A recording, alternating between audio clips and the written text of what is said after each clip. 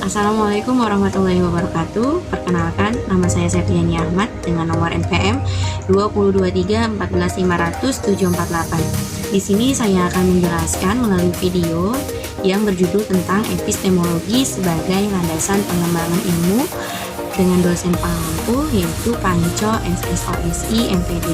Simak dan tonton videonya ya. Yang pertama tentang pengertian epistemologi. Sudah tahukah kalian apa itu epistemologi? Epistemologi secara etimologi atau secara bahasa merupakan gabungan dari dua kata, yaitu episteme dan logi. Dalam bahasa Latin, kata episteme berarti tahu atau pengetahuan, sedangkan logi secara umum berarti ilmu pengetahuan atau teori. Epistemologi membicarakan tentang proses atau manusianya yang dapat memperoleh pengetahuan, bukan ilmu pengetahuan. Jika diurai secara sistematis, proses epistemologi manusia dapat diidentifikasi yaitu unsur alat atau media, unsur hasil, dan unsur lokus atau tempat. Bahwa dalam setiap proses pasti terkandung di dalamnya yang pertama, alat sebagai media dari proses terbentuknya mulai dari proses awal sampai dengan akhir proses, yaitu terbentuknya hasil dalam diri manusia. Yang kedua, hasil sebagai produk dari proses dalam alat tersebut, yaitu berupa pengetahuan bukan ilmu pengetahuan. Yang ketiga, lokus sebagai posisi tempat keberadaan dari alat dan hasil.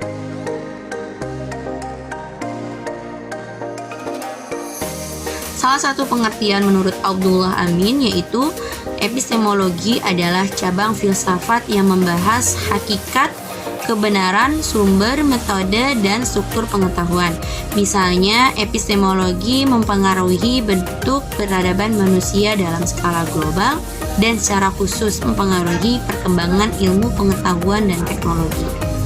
Dari pengetahuan di atas dapat disimpulkan bahwa penelitian epistemologi membahas tentang proses bagaimana memperoleh pengetahuan, hal-hal apa saja yang harus diperhatikan untuk memperoleh pengetahuan yang benar dan apa yang akan menjadi standar.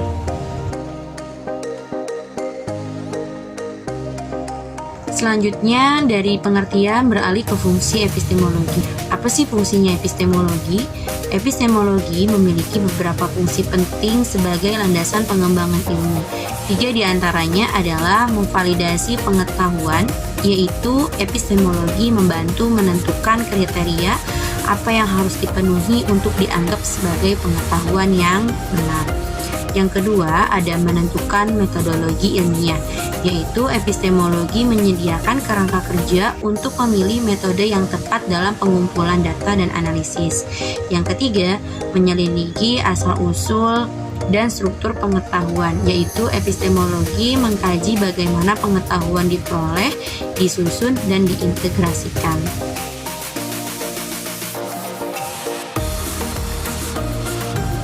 Selanjutnya ada tujuan epistemologi. Epistemologi bertujuan untuk mempertanyakan bagaimana sesuatu itu terjadi, bagaimana kita mengetahuinya, bagaimana kita membedakannya dengan yang lain, dan sebagainya tentang keadaan dan kondisi sesuatu dalam ruang dan waktu.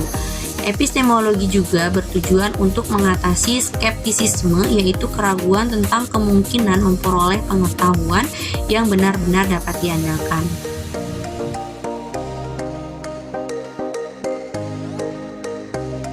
Selanjutnya ada hubungan epistemologi dengan pengetahuan.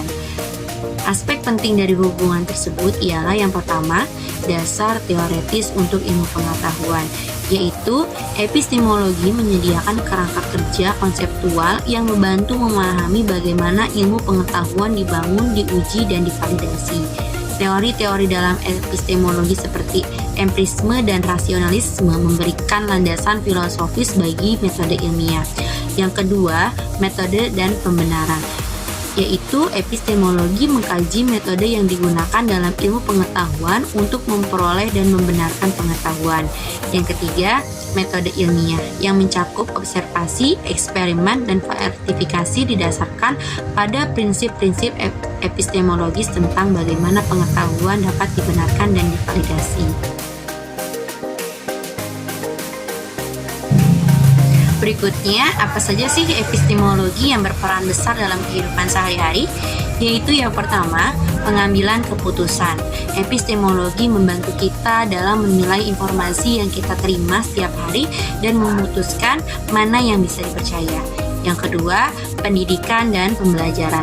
Dalam konteks pendidikan, epistemologi memandu bagaimana kita memahami dan memvalidasi pengetahuan. Yang ketiga, komunikasi dan diskusi dalam percakapan sehari-hari. Epistemologi membantu kita memahami argumen orang lain dan membangun argumen kita sendiri secara logis dan berbasis fakta.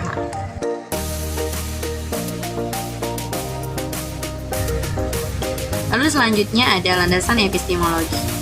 Landasan epistemologi ilmu disebut dengan metode ilmiah, yaitu cara yang dilakukan ilmu dalam menyusun pengetahuan yang benar. Metode ilmiah merupakan prosedur dalam mendapatkan pengetahuan yang disebut ilmu. Jadi, ilmu pengetahuan merupakan pengetahuan yang didapatkan lewat metode ilmiah. Tidak semua pengetahuan disebut ilmiah, sebab ilmu merupakan pengetahuan yang cara mendapatkannya harus memenuhi syarat-syarat tertentu.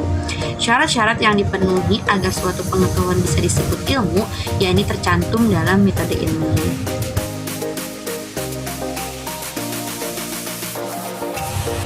Setelah saya memaparkan tentang landasan epistemologi, saya akan beralih ke macam-macam epistemologi. Epistemologi mencakup berbagai pendekatan dan teori yang berusaha memahami sifat dan batasan pengetahuan. Berikut adalah beberapa macam epistemologi yang dikenal dalam filsafat. Yang pertama ada empirisme, yaitu menyatakan bahwa pengetahuan berasal dari pengalaman indrawi yang ditemukan oleh tokoh John Locke dan David Hume. Contoh yaitu pengetahuan tentang dunia fisika yang diperoleh melalui pengamatan dan eksperimen.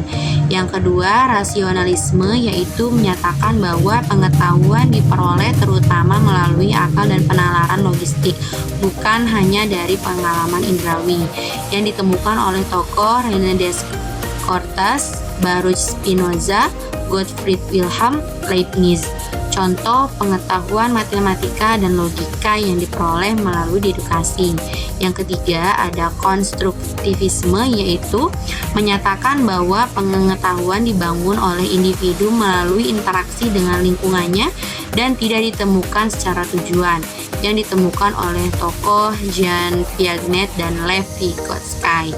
Contohnya pemahaman konsep ilmiah yang berkembang melalui pembelajaran aktif dan pengalaman. Yang terakhir adalah kesimpulan. Epistemologi sebagai landasan pengembangan ilmu memberikan kerangka teoritis dan metodologis yang esensial untuk memahami, memvalidasi, dan mengembangkan pengetahuan ilmiah. Dengan memvalidasi pengetahuan, menentukan metodologi ilmiah, dan menyelidiki asal-usul serta struktur pengetahuan, epistemologi memastikan bahwa proses pengembangan ilmu didasarkan pada prinsip-prinsip yang dapat dipercaya dan sistematis. Ini memungkinkan ilmuwan untuk menghasilkan pengetahuan yang akurat, relevan, dan aplikatif yang pada gilirannya mendorong kemajuan dalam berbagai disiplin ilmu.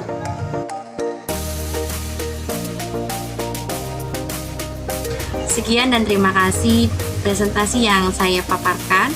Mohon maaf jika ada salah kata yang tertulis dan salah kata yang terucap. Saya mohon maaf sebesar-besarnya. Saya izin pamit. Wassalamualaikum warahmatullahi wabarakatuh.